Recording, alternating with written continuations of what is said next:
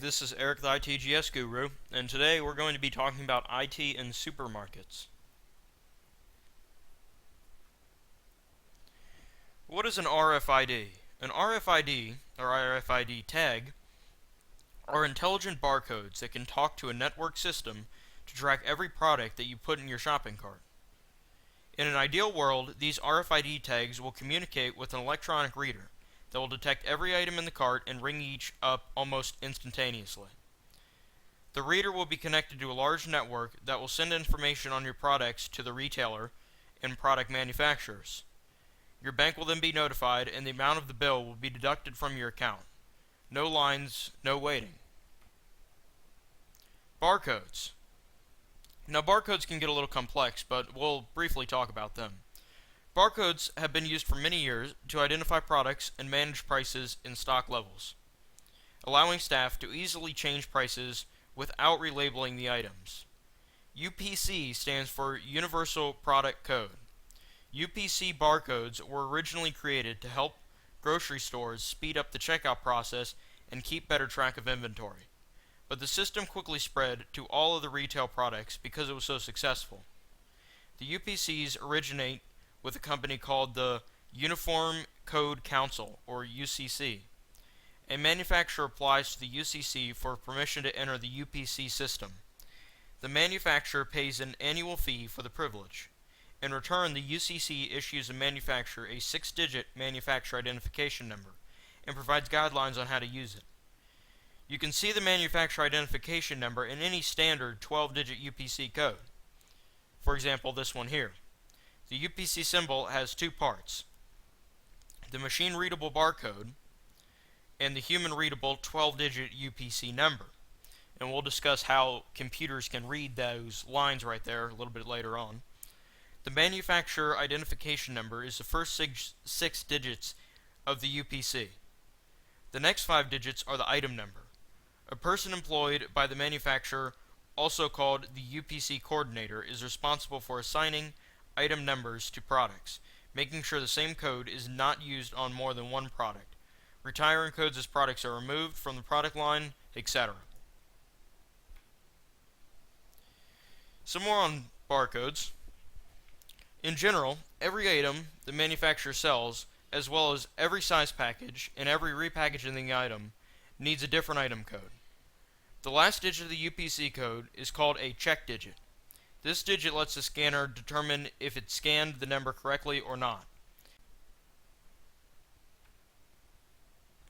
If prices were encoded into the barcode, prices could never change. On the other hand, not encoding a fixed price gives the store an easy way to rip off customers. When you hear about scanner fraud in the news, that is what the news person is talking about. It is incredibly easy for a store to mistakenly or purposely overprice an item. One thing you will notice if you are looking at UPC codes in detail is that the big manufacturers have manufacturer IDs with lots of zeros in them. Here are a few: Post, General Mills, Del Monte, and Quaker Oats. First of all, if you look at any 12-digit barcode, it is made up of black bars and white spaces between the bars. Assume that the thinnest bar or space that you see, for example the first bar on the left, can be called a 1 unit wide. The bars and spaces can therefore be seen to have proportional widths of 1, 2, 3, or 4 units. If you look at any barcode, you can see examples of these 4 widths. The start of any barcode is 111. That is, starting at the left, you find 1 unit wide black bar followed by a 1 unit wide white space followed by a 1 unit wide black bar. Bar space bar.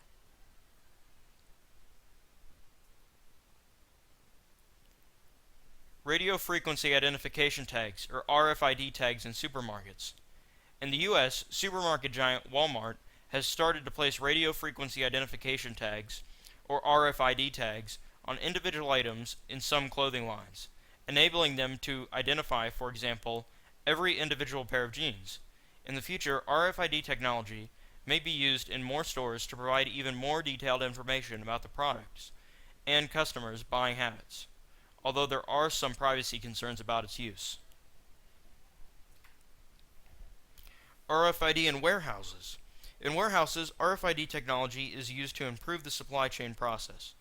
Walmart uses this technology to automatically count boxes of items entering and leaving warehouses, to help ensure stocks of any given item never runs out. RFID can do this in much more quickly than barcodes because the tags are automatically scanned by readers at the warehouse's entrance. No human intervention is required, and the tags can be read at a distance of several meters. POS systems. No, it doesn't stand for what you think. It stands for point of sale systems. These systems are used at all but the smallest shops. They are effectively electronic checkout systems, which read product barcodes and interface with the shop's central database to automatically fetch prices and manage stock levels. POS systems can also connect to banking systems to perform electronic fund transfers if the customer pays with a credit card. If a loyalty card is used, the POS system will also record its number in the data about the customer, such as their purchases. A little bit more on loyalty cards and reward cards. Loyalty cards or reward cards are issued by many supermarkets in an attempt to retain customers by awarding points when purchases are made. From a technical point of view, each loyalty card is assigned a unique identifier, essentially a primary key in the database, which allows to store and track the buying habits of the person using the card. So this benefits the company both by tracking their buying habits and retaining customers. Targeted advertising. Over time, a profile of purchasing history can be built up, which can be used to produce targeted advertising. Sending adverts only to customers whose data suggests they are likely to respond positively.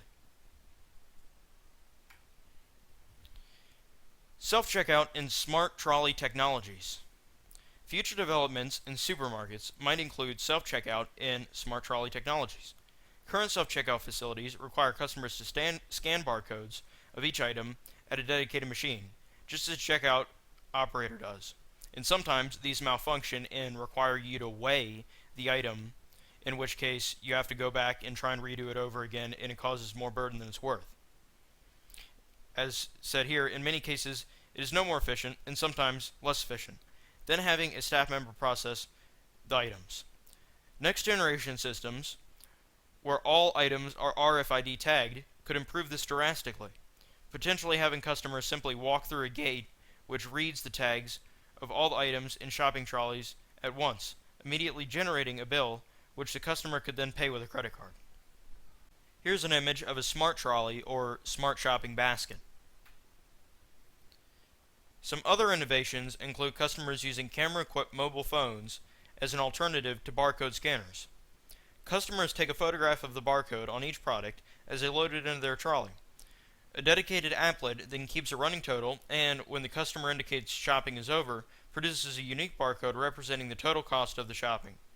Customers can scan the barcode and pay the normal checkout or at a special service checkout.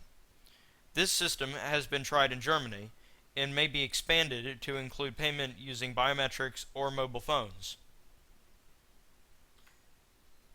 Here's a bibliography of some other useful sources and some sources that were used in creating this PowerPoint.